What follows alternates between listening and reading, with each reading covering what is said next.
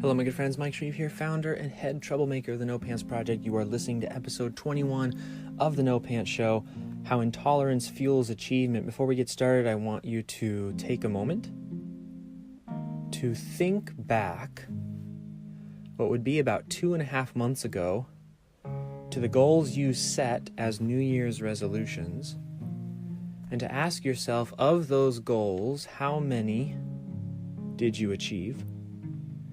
And more specifically, how many of those goals were improvement-based goals, which is to say, I want to change the current state that I'm in, therefore I'm going to set this goal. And I want you to kind of sit in that for a second and just consider the gap, if you're like something like 81 or 89% of Americans who fail in their New Year's resolutions before the month of January is even out. And I want you to focus only on the ones that you didn't achieve. I'm sure you've achieved many of your goals so far, which is fantastic, and I applaud you. But I want to use this as an example of a mechanism within your being that you may not even be aware of that is actually currently acting against you, but we can use for your benefit once we point it out and realize how powerful it is.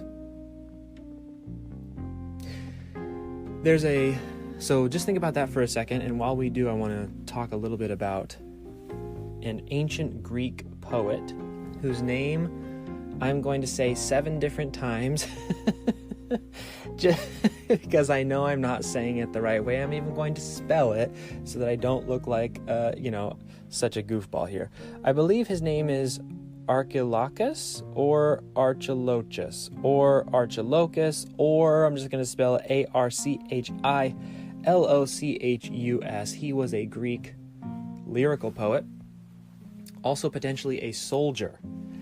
Many modern war-fighting organizations, particularly elite organizations such as Navy SEALs, special forces of various kinds, etc., use a line or two of his poetry to describe their reality.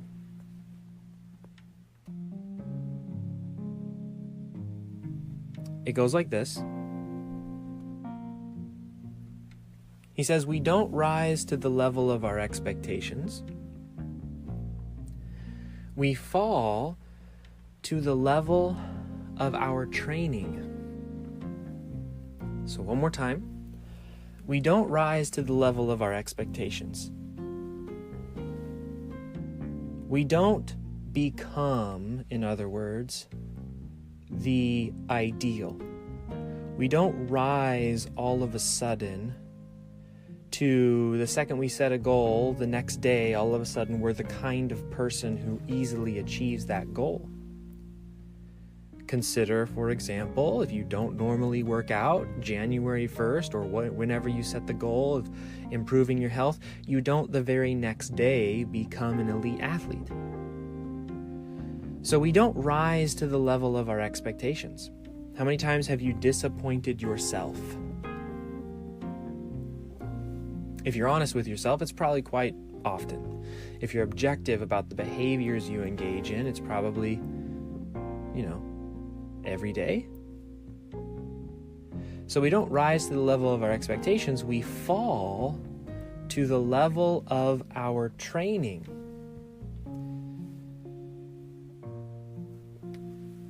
I am always hesitant to use a sports reference or sports metaphor, mostly because the only sports I really have ever been very good at were all the nerd sports like running. I did the sport that everyone punished their players with.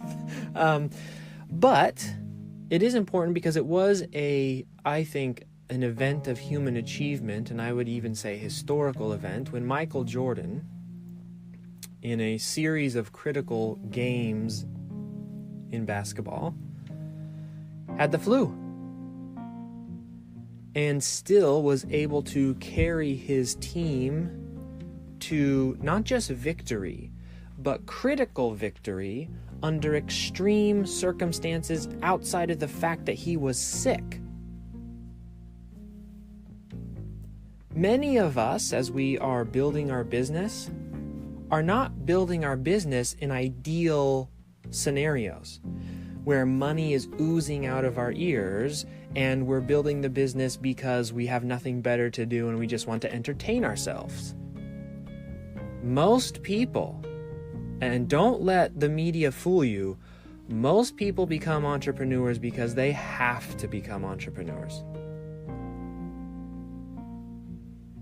One of the most fascinating things that has it's been fascinating to me is after a decade of working with entrepreneurs and high-performing individuals is how many of them are felons. In other words, they were young, making bad choices, committed a felony of some kind, got out of prison. Guess what's really hard to do when you're a felon? Get a job. So with little to no resources, they bootstrap their way to some company and they're successful, and et cetera, and et cetera. So it's unrealistic to assume that any of us are really creating our business under supremely perfect circumstances. And on top of that, we may be debilitated in some way.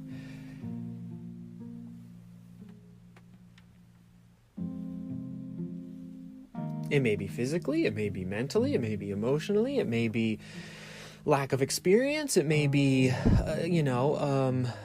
distractions from family, it may be unbelievable debt and pressure. And the other day, a member of one of my mastermind groups talked about how she had more than $500,000 in debt. And that's why she started her business.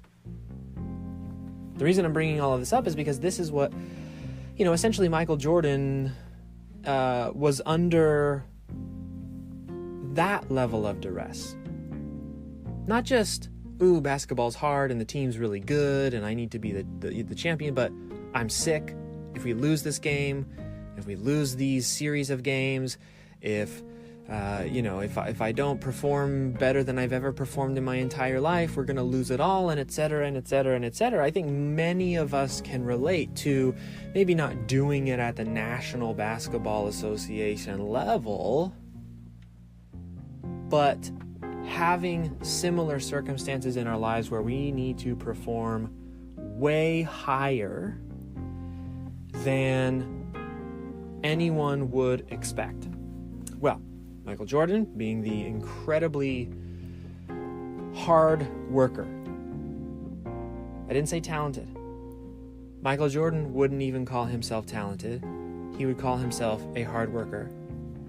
When he was sick, when his back was up against the wall, when things were very difficult for him, fell back to the level of his training. Maybe 2 or 3 nights ago, somehow on YouTube, got onto a video of his teammates talking about that event. And specifically, they were talking about how interesting it was for them to see everyone who didn't know Michael Jordan's reaction to his performance that night. Because to them, while they were certainly grateful for it, and they were certainly like, that's incredible, he's amazing, to them, they knew that was the Michael Jordan that would show up. Why? Because the way he practiced, the way he trained for what he was going to do, prepared him so that when he showed up sick, not feeling good, odds stacked against them, the world stacked against them. I mean, imagine for a second if you had to build your business with 20, 30, 40,000 people screaming at you at the same time while you did your job in public, right? These are very difficult circumstances.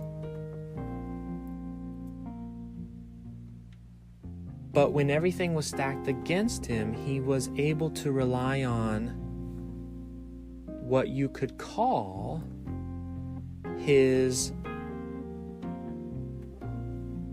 bottom line. Another way to think of this concept, because how do you train for a business? Well, I don't know. You just do your business, I guess. That's kind of like practice. It's difficult to take this quote directly. We don't rise to the level of our expectations. We fall to the level of our training. It's hard to take it beyond soldiering. It's hard to take it beyond sports without making one small modification. The modification is this: we don't rise to the level of our expectations. We fall to the level of our tolerance. One of the things that was very interesting about Michael Jordan in these interviews that I was watching is how often his teammates would comment about how strict and how little tolerance he had during practice for shenanigans, goofing around, or getting things wrong. Enough so, in fact, that it might be suggested that the reason Michael Jordan performed so well in such adverse conditions was in fact because he would not tolerate anything less than that performance.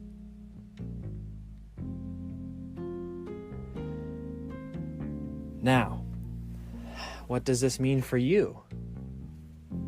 I want you to think back to the goals you set in January and that you haven't achieved since then.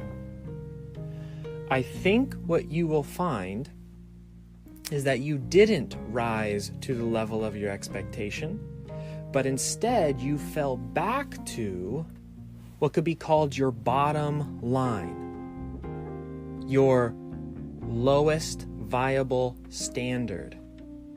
In other words, you went back to what you will tolerate, and that's where you are right now.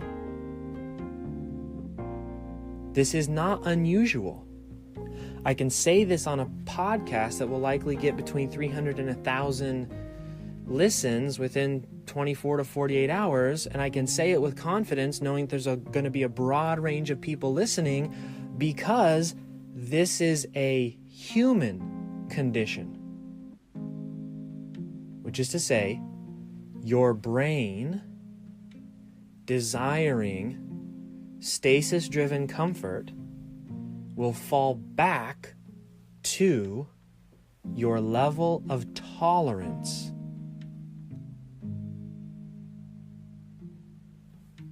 What this means is, what we need to do is not focus on setting higher goals, trying to reach harder, and trying to, if I just grind longer, if I just, and I just strain myself to try to rise to some kind of level of expectation, but instead, the thing we need to raise is our intolerance for things that we would like to be below our standard. So our bottom line needs to be raised, and our intolerance for dipping below that bottom line must increase. We have to put our foot down and say, not like this anymore.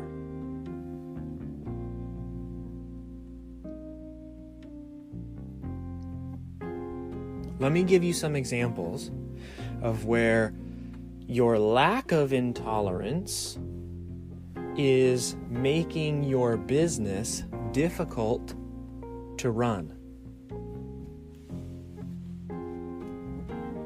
If you tolerate social media distraction, you will not rise to the occasion of being self-disciplined and somehow magically unhumanizing your brain so that the very smart people who design these things to be addicting can't utilize those built-in triggers and keep you distracted.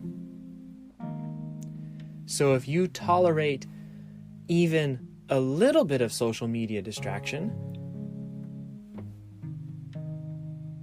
that's where you will fall to. It's why, for me, I employ various plugins like Kill the News Feed, no YouTube ads, no YouTube comments. I have several plugins. There's also a really great blog post that one of our writers wrote on the No Pants Project blog, 25 productivity apps. A lot of those apps are built so that you can press a few buttons and increase your intolerance with a piece of software. I don't have to try very hard to have zero tolerance for YouTube comments or YouTube ads or a news feed on Facebook, because a piece of software does the intolerating for me.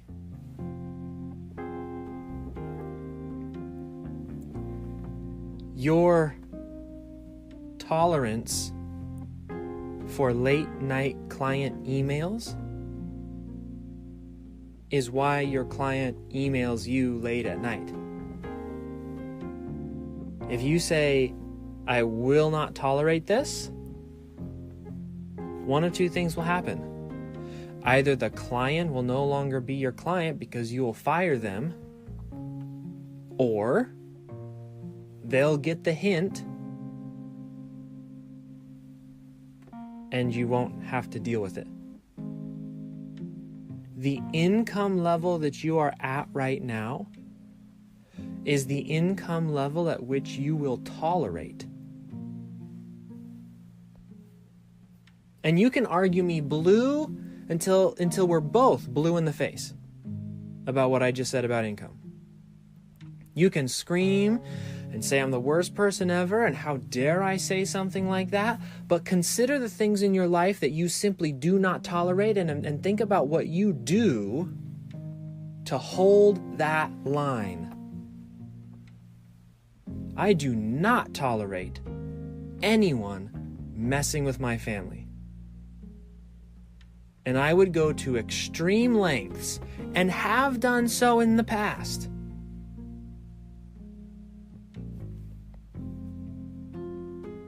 to protect them, to keep them safe,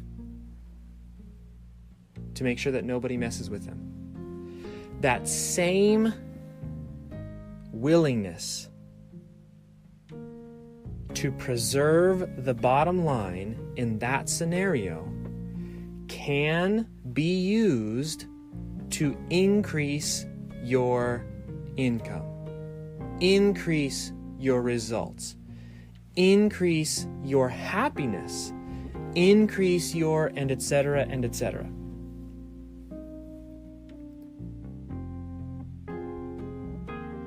This is why in our No Pants Project program, we don't start with tell me your goals. One of the very first activities that I want our students to do in the mentoring and coaching program is tell me what your no more list is.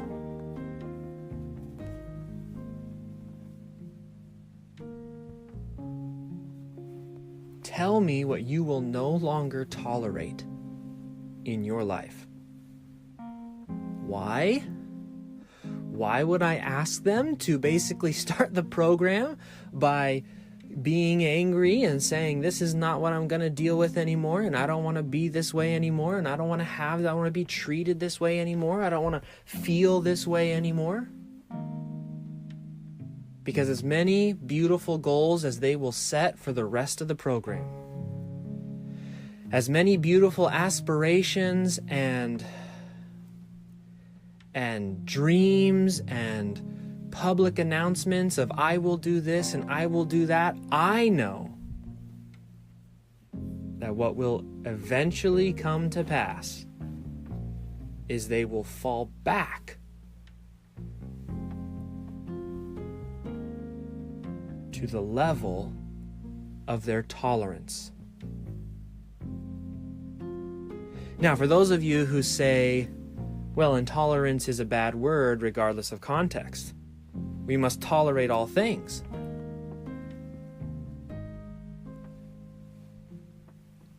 In the charity work that I do,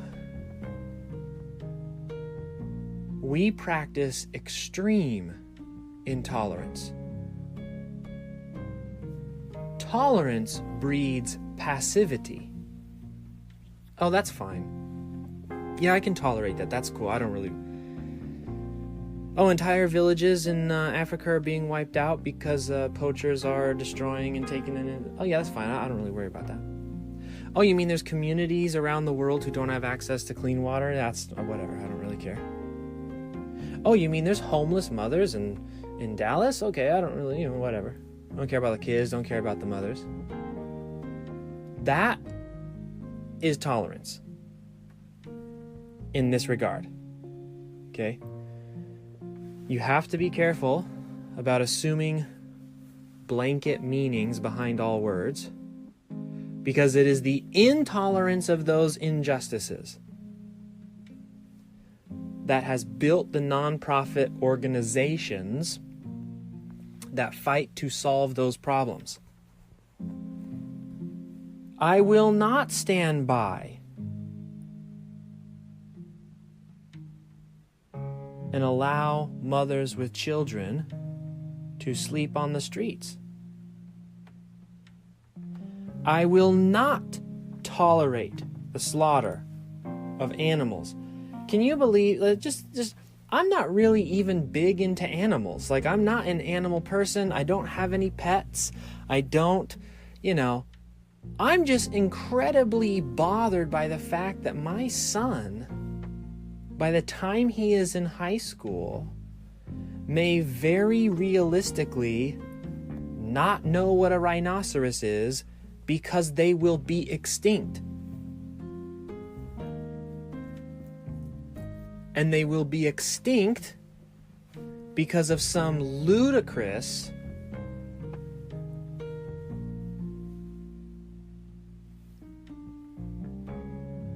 I have to be careful what I say here.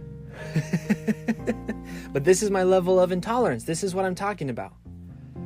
That my son may not know about the rhino because somewhere someone is conning someone else into believing that a rhino horn will make them more fertile.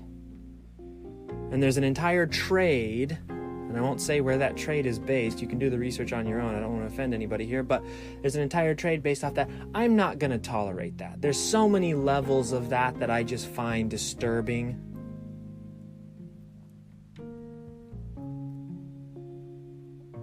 I'm not going to tolerate my son having to move every 6 months like I did. That intolerance has kept my business afloat on more than one occasion. When things got bad, when things got hard, and I fell back to my level of intolerance, not rising to the occasion or to my expectations,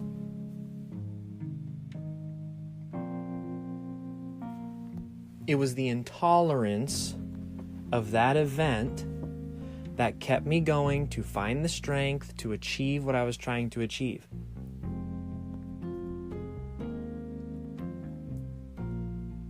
I will not tolerate my family being homeless.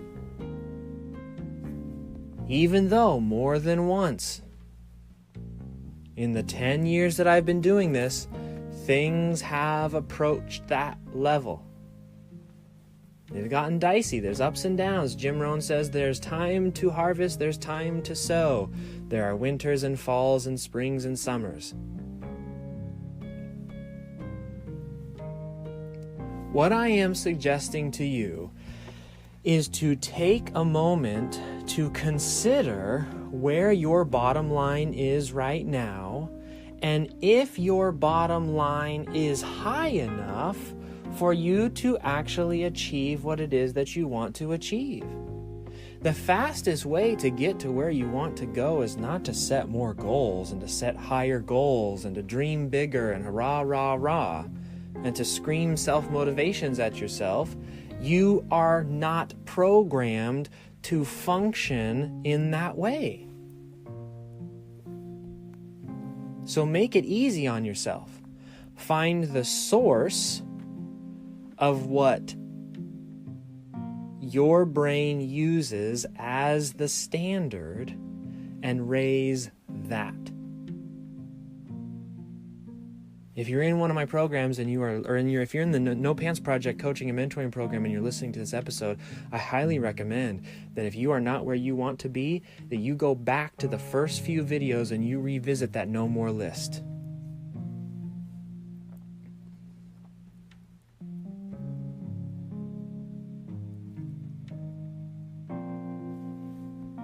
One of the best ways to discover where this problem might be residing is through the daily journal.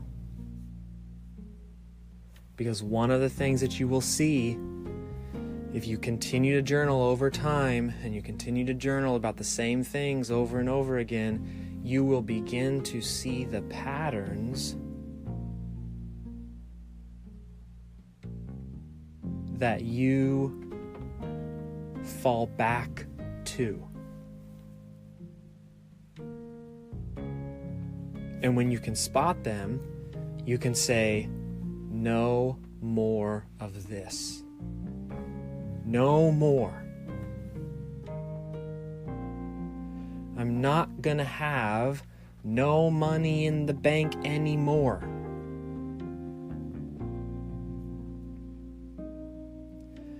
I'm not going to be treated like this by a client anymore.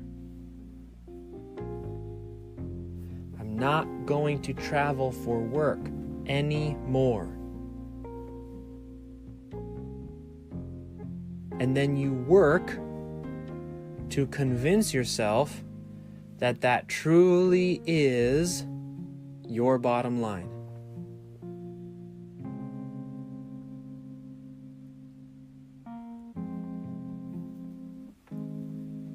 One way that you can do that is to keep reminders of why you've risen that bar close and handy. I have a screenshot saved on my computer.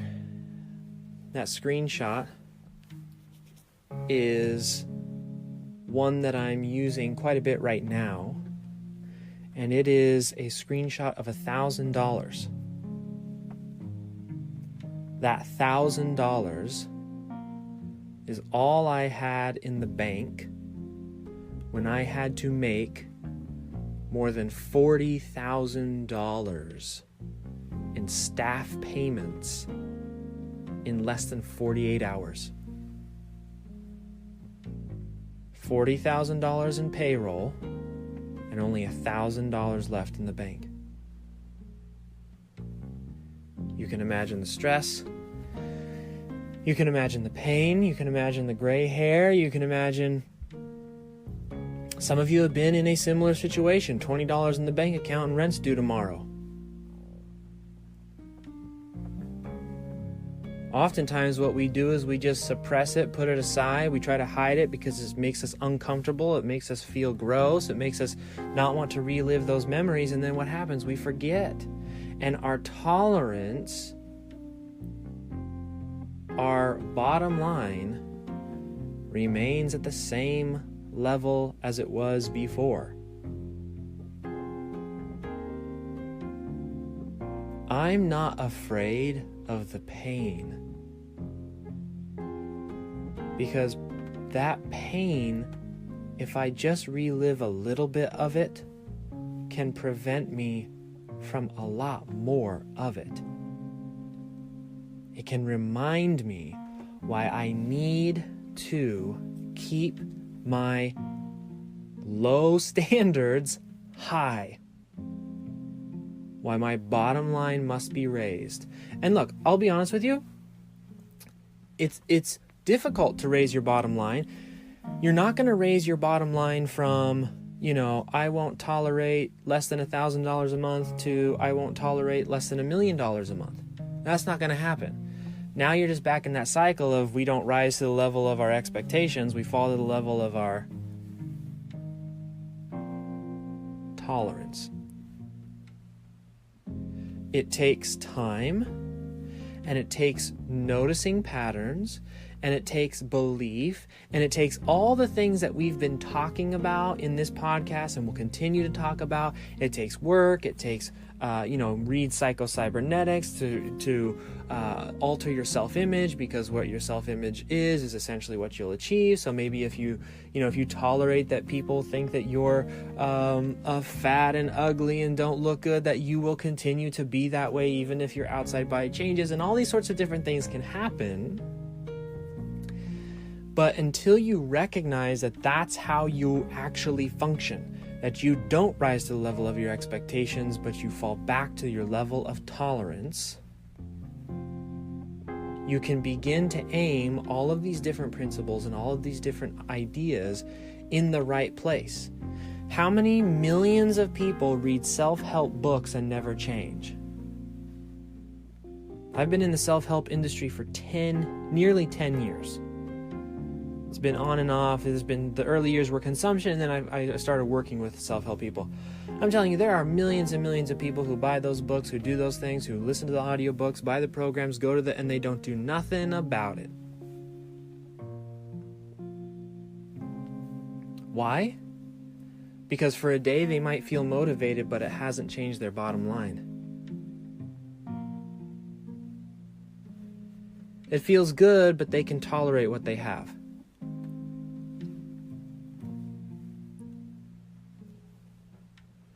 One last quick example, and then we'll close today's episode.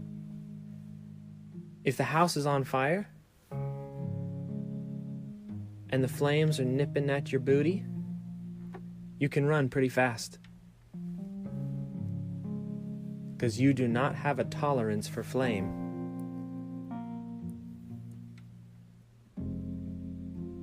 What I am suggesting is that the hidden motivator that is within all of us is that we react that way to all things that we don't tolerate. Therefore, the easy way to keep yourself running at a speed which will get you the results that you desire is to raise the level of the flame.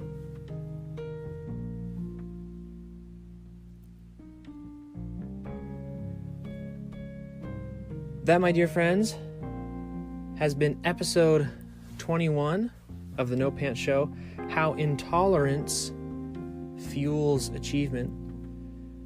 I hope this has been helpful to you.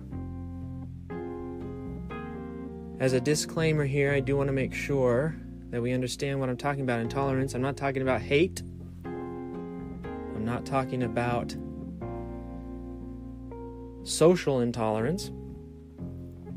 I'm talking about the internal stuff, working on yourself and learning to use what actually motivates the human machine, the way that our brain functions naturally, using that to increase what we achieve even on our bad days, so that when we are in situations like Michael Jordan, we have the flu, where the game must be won, there's unbelievable odds against us, that even when everything's broken and everything's wrong, that even when we're tired, even when we're frustrated, even when we're nervous and worrying and we're not at our best, that we fall back to a higher standard instead of relying on what is inconsistent and unlikely, which is to rise to the level of our expectations. We don't rise to the level of our expectations, we fall to the level of our training, to the level of our tolerance. That's it from me, my friends. I'll see you tomorrow.